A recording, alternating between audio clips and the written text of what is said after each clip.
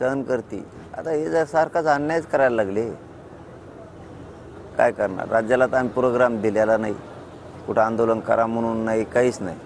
पण आता लोकाला दमच निघत नाही, लोकाला अन्याय सहन व्हाय नाही. मी तरी काय करू शकतो? समाज आता स्वतःहून नको म्हणलं तरी जर रस्त्यावर यायला लागला आहे, त्याला जर सहनच व्हाय नाही, अन्याय समाज काय करणार? हे अन्यायच तेवढा चालला आहे, लय अन्याय चालला आहे. मराठ्यांवरती प्रचंड अन्याय चालला आहे, प्रचंड, खूप, आणि ठरवून चालला आहे, सरकारमधून ठरवून चालला आहे. तुम्ही नेहमी सांगता की आंदोलकांनी सरकारच्या बाबतीत आशावादी राहावं, आपलं उपोषण आणि आपलं मागणी. तुम्हाला अजूनही आशा वाटते की सरकार संपर्क करेल आणि आपल्या सगळ्या गोष्टी?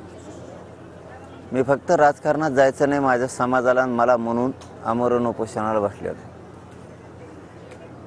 आणि ही देवेंद्र फडणवीस साहेबाला संधी, मराठ्याच्या मागणीची अंमलबजावणी. याच्यानंतर थोबाडसुद्धा उचलता येणार नाही त्यांना.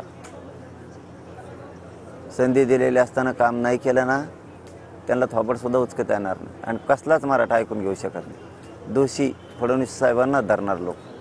संधी दिलेली असून जर अंमलबजावणी करत नाही, याचा अर्थ दोषी तो आहे. मराठ्यांचा वाटोळा करायला देवेंद्र फडणवीस निघालेत. हे सगळ्या पक्षातले मराठी एक जीवानं म्हणणार. ही संधी आहे त्यांना, त्यांच्यासाठी फक्त हे उपोषण.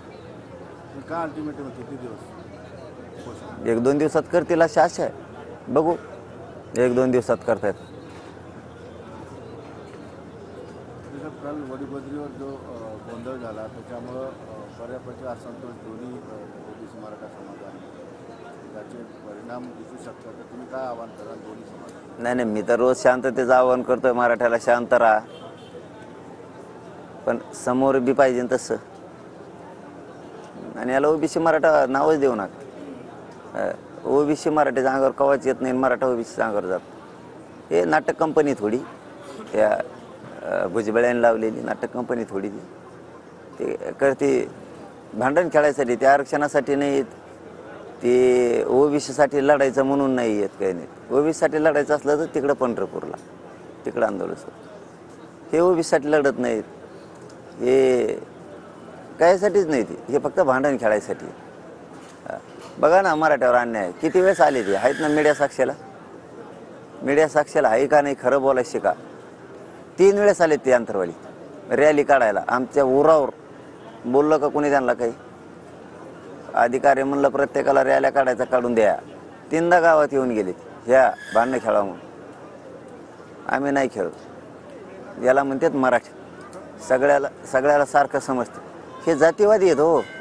तुम्हाला कालचं उदाहरण देतो. एकदा माग राज ठाकरे साहेब म्हणले होते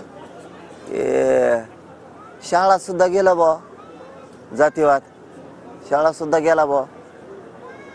काल छत्रपतीचा झेंडा फाडण्यात आला आहे. काल मराठ्यांच्या पोरांना हाणण्यात आले. का रे बाबा? आता जातीवाद कोण करतं? त्या लेकराला तर शिकविलं होतं यांनी असं बोलायचं, आणि बाईट घ्यायला तुम्हीच होतात स्वतः. त्यामुळं हे शिकविलेलं तेव्हाच कळतं.